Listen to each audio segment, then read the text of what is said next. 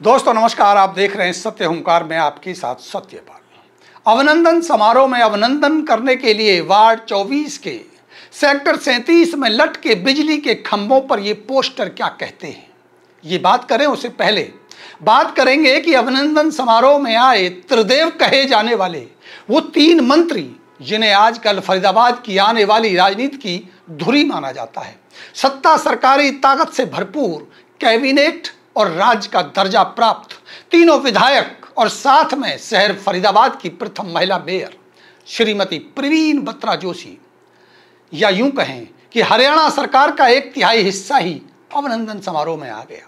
तो क्षेत्र की जनता को क्या मिला? ढेर सारे वादे, विकास के इरादे, 11 लाख तिगांव के विधायक राज्य मंत्री राजेश नागर के निजी फंड से और एक सामुदायिक भवन के निर्माण का वादा। और क्या, गडकरी जी के पास जाकर तीनों मंत्री बड़ौदा एक्सप्रेस वे पर चढ़ने उतरने का रास्ता बनवा देंगे।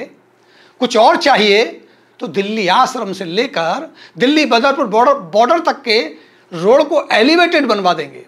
बाकी भाजपा के टिकट पर वार्ड 24 से चुनाव लड़ने वाले अजय प्रताप भड़ाना और वार्ड 28 से चुनाव लड़ने वाले अमित भारद्वाज जो कहेंगे, जो मांगेंगे, वो सारे के सारे काम पूरे होंगे। सरकार के पास पैसे की कोई कमी नहीं है।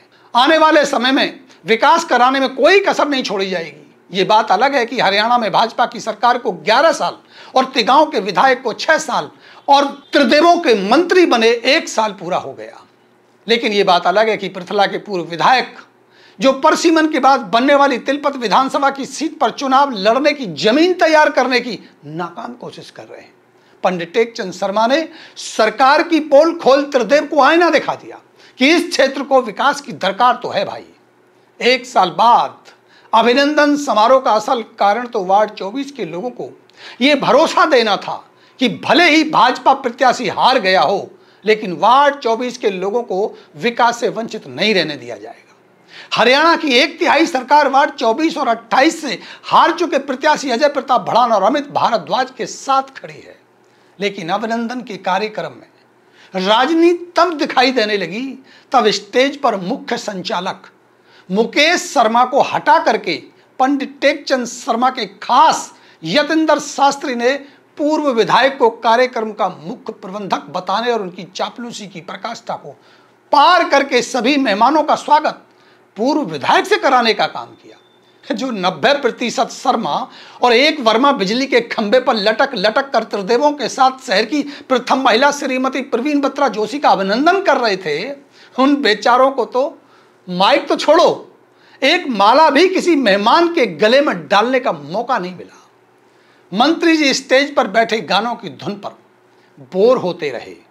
बाद में समय का अभाव बताकर कुछ सेकंडों के लिए बमुश्किल मुकेश शर्मा को माइक दिया गया और केवल धन्यवाद बुलवाने के लिए कहा गया।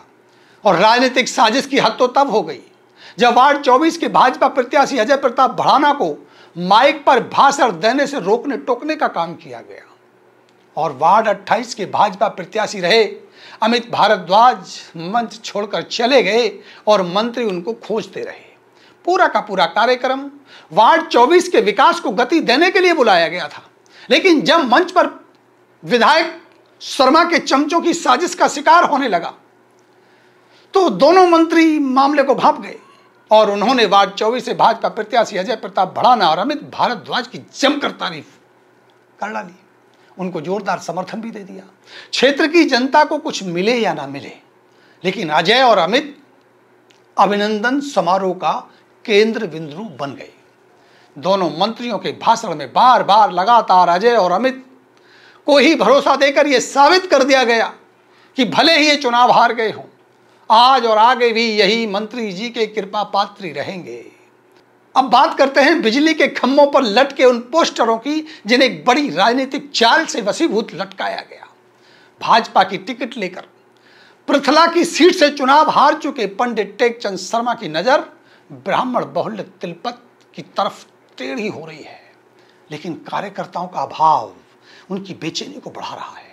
अभिनंदन समारोह में आए सभी कार्यकर्ता और आम लोग सीधे तौर पर राज्य मंत्री राजेश नागर के ही थे, लेकिन अपने भाषणों में ये कहना कि मेरी एक आवाज पर तिलपत, पल्ला, सेहतपुर के लोग यहाँ पहुंचे, इस चालबाजी को दर्शाता है कि पूर्व विधायक पड़ोसी के पेड़ से आम तोड़ने की कोशिश कर रहे हैं। अभिनंदन समारोह के लिए बिजली के खंभों पर लगाए पोस्टरों से लेकर के मंच पर आए मेहमानों का स्वागत करना, मंच पर मुख्य भूमिका में दिखाने की कोशिश करना, अपने भाषणों में कुटिलता का होना तथा मांग पत्र खुद पेश करना इस बात का स्पष्ट उदाहरण है कि वार्ड 24 के अभिनंदन समारोह का श्रेय लेने और इस क्षेत्र में अपनी मौजूदगी दिखाने का झूठा प्रयास था। ये बात अलग रही कि अंततः दोनों मंत्रियों ने इसका श्रेय वार्ड 24 से अजय प्रताप भड़ाना और अमित भारद्वाज को ही दे दिया। जो मांग पत्र सामने रखा गया उसका क्या होगा ये तो भविष्य के गर्भ में है, भविष्य बताएगा। लेकिन बाबा सूरदास की तपोस्थली में झूठी राजनीति करने वालों को मौका नहीं मिलेगा। जातिवाद और क्षेत्रवाद की राजनीति से क्षेत्र की जनता उबने लगी है। लगातार पिछले 2 दशकों से विकास के नाम पर इस क्षेत्र की जनता को गुमराह किया जा रहा है। यहाँ कभी जातिवाद तो कभी क्षेत्रवाद की राजनीति होती रही है, विकास की राजनीति नहीं हुई। अब जनता को विकास की राजनीति चाहिए। झूठे आडंबरबाजी से नेता नहीं बना जा सकता। जनता ऐसे नेताओं को स्वीकार नहीं करती।